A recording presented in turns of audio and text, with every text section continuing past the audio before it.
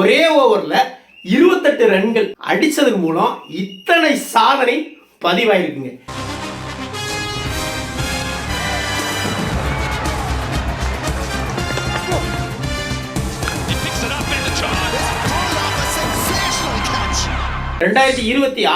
T20 world cup ரெண்டாவது ஆட்டத்தில் India நமீபியாவை 93 ரன்கள் வித்தியாசத்தில் நசுக்கி தள்ளியிருக்காங்க.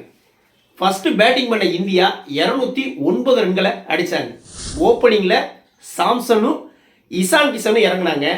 சாம்சனுக்கு ஒரு வாய்ப்பு அபிஷேக் சர்மா இல்லாதனால. சேட்டன் இன்னும் கொஞ்சம் நல்லா பயன்படுத்தியிருக்கலாமோ அப்படின்னு நமக்கு தோணுச்சு.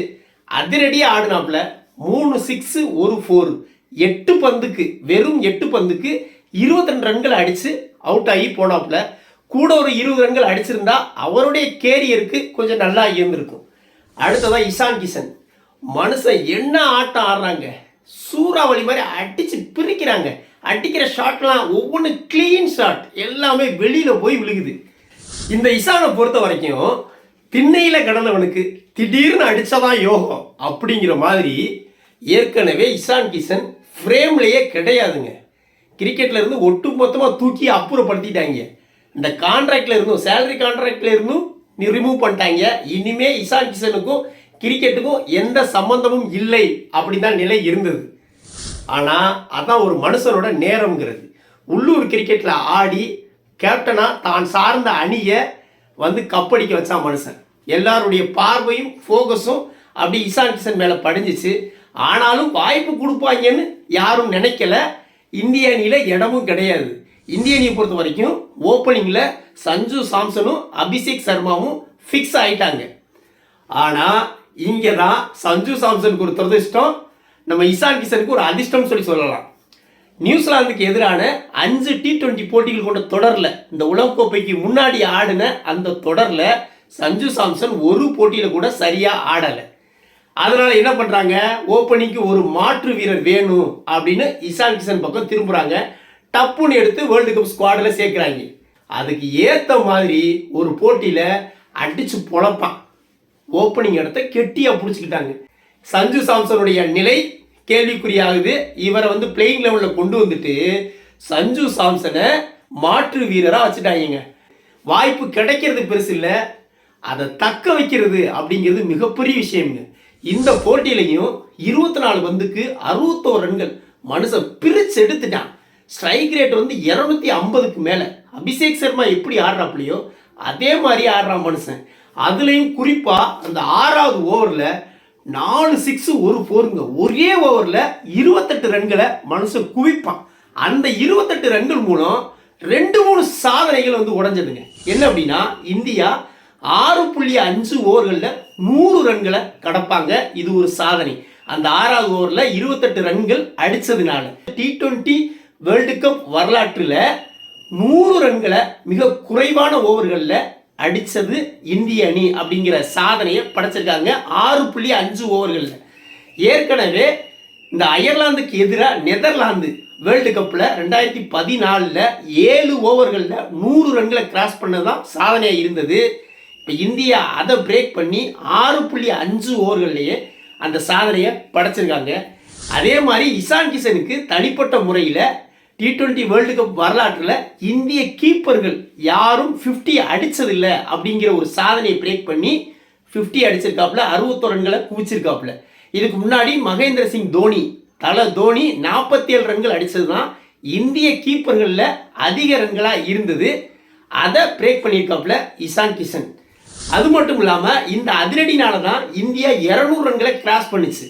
47வது முறையாக ஒட்டு மொத்தமாக T20 போட்டி வரலாற்றில் 47வது முறையாக 200 ரன்களை இந்திய அணி கிராஸ் பண்ணியிருக்காங்க. உலகக்கோப்பையில் 4வது முறையாக 200 ரன்களை கிராஸ் பண்ணியிருக்காங்க.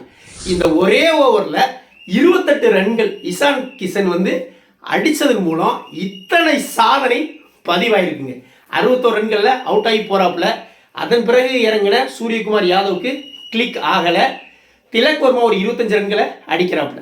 அதன் பிறகு நம்ம ஹர்திக் பாண்டியா மனுஷன் பேட்டை சுழட்டான், அடித்து பிரித்து எடுக்கிறான். 28 பாலுக்கு 51 ரன்களை அடித்து ஹர்திக் பாண்டியா அவுட் ஆகி போகிறாப்புல. அப்போ இந்திய அணியுடைய ஸ்கோர் 16 ஓவருக்கு 185 ரன்கள் இருக்குங்க. இன்னும் 4 ஓவர் இருக்கு. அசால்ட்டா 240 இல்லை 250 ரன்கள் அடிப்பாங்க அப்படிங்கிற நிலை இருந்தது. ஆனால் அதன் பிறகு இறங்கின ரிங்கு சிங், சிவம் துபே, அக்சர் பட்டேல்லாம் 0 ரன்கள் அவுட் ஆக கடைசி கட்டங்களில் அந்த கடைசி செஷனை 4 ஓவரை நமீபியா செம்மையாக போட்டாங்க. நம்ம அவங்கள பாராட்ட தான் செய்யணும். அதுலேயும் கடைசி 2 ஓவரில் வெறும் 4 ரன்களை மட்டும் கொடுத்து 5 விக்கெட்டுகள் எடுப்பாங்க. கடைசி 11 பந்தில், குறிப்பாக சொல்லணும்னா கடைசி 11 பந்தில் வெறும் 4 ரன்னு 5 விக்கெட்டு, 209 ரன்களுக்கே இந்திய அணி சுருண்டுறாங்க. 240 250 போக வேண்டிய ரன் கிட்டத்தட்ட 30 ரன்னுக்கு மேலே ஷார்ட் ஆகுது. நமீபியாவுக்கு இந்த ரன்கள் போதும் தான். நமீபியா இறங்குறாங்க, நல்லா ஆடினாங்க. ஓப்பனிங் பேர்லாம் சூப்பராக ஆடினாங்க. ஓவருக்கு 10 ரன்கள் அடிச்சுக்கிட்டே வந்தாங்க. ஓப்பனிங்கும் 1 டவுன் அந்த பேர் மட்டும் நல்லா ஆடிச்சு. 5 ஓவருக்கு 50 ரன்னு, 6 ஓவருக்கு 60 ரன்னு செம்மையாக ஆடிட்டு வந்தாங்க. எங்கே வீழ்ந்தாங்க அப்படின்னா வருண் சக்கரவர்த்திகிட்ட வீழ்ந்துட்டாங்க. வருண் சக்கரவர்த்தி பந்தை ஆட தெரியலை. வருண் சக்கரவர்த்தி மிஸ்ட்ரி ஸ்பின்னர், சும்மாவே பெரிய அணிகளை பெரிய பேட்டர்களையே கண்ணில் விரலை விட்டு ஆட்டக்கூடிய ஆள் இந்த வருண் சக்கரவர்த்தி. அவன் பாலை போய் கண்ணை மூடிட்டு ஒரு 6 அடிக்க நினைச்சா முடியுமா? ஃபஸ்ட்டு பாலே ஸ்டிக்கு தெரிச்சிருச்சு. வருண் சக்கரவர்த்தி தான் பிரேக் கொடுக்கறது. வருண் சக்கரவர்த்தி போட்டது 2 ஓவர் தான். 7 ரன்களை விட்டு கொடுத்து 3 விக்கெட்டுகளை எடுப்பான். இவங்க நமீபியா செதஞ்சு போனதுக்கு யார் காரணம் பார்த்தா இந்த வருண் சக்கரவர்த்தி தான். மற்ற ஓவர்லாம் அடிச்சிட்டாங்க. பும்ரா ஓவர் கூட நல்லா ஆடிட்டாங்க. வருண் சக்கரவர்த்திட்ட வீழ்ந்துட்டாங்க. அதுக்கு பிறகு எந்திரிக்கவே முடியலை. ஹர்திக் பாண்டியா 2 விக்கெட்டு, அக்சர் பட்டேல் 2 விக்கெட்டு எடுக்க 116 ரன்களில் ஆல் அவுட் ஆகி 93 ரன்கள் வித்தியாசத்தில் ஒரு தோல்வியை தழுவுறாங்க. இந்திய அணி 2வது வெற்றியை பதிவு செஞ்சு பாயிண்ட் டேபிளில் முதல் இடத்தை பிடிச்சிருக்காங்க. அதுலேயும் run rate +3 something. Top run ரேட்டில் முதல் இடத்துல இருக்காங்க. 2வது இடத்துல பாகிஸ்தான் இருக்கிறாங்க. நாளை மறுநாள் 15 பிப்ரவரி 15 மிகப்பெரிய ரைவல்ரி போட்டி இந்தியாவுக்கும் பாகிஸ்தானுக்கும் இடையே நடக்க இருக்குது. இந்த போட்டியில் யார் ஜெயிக்கிறாங்களோ அவங்க தான் இந்த பாயிண்ட் டேபிளில் முதல் இடத்தையும் வலுவான அணி இந்த குரூப்பில் அப்படிங்கிறதையும் அடித்து சொல்ல முடியும். இந்திய பாகிஸ்தான் கோடான கோடி ரசிகர்கள் காத்திருக்கிறது இந்த பிப்ரவரி 15க்காகத்தான்.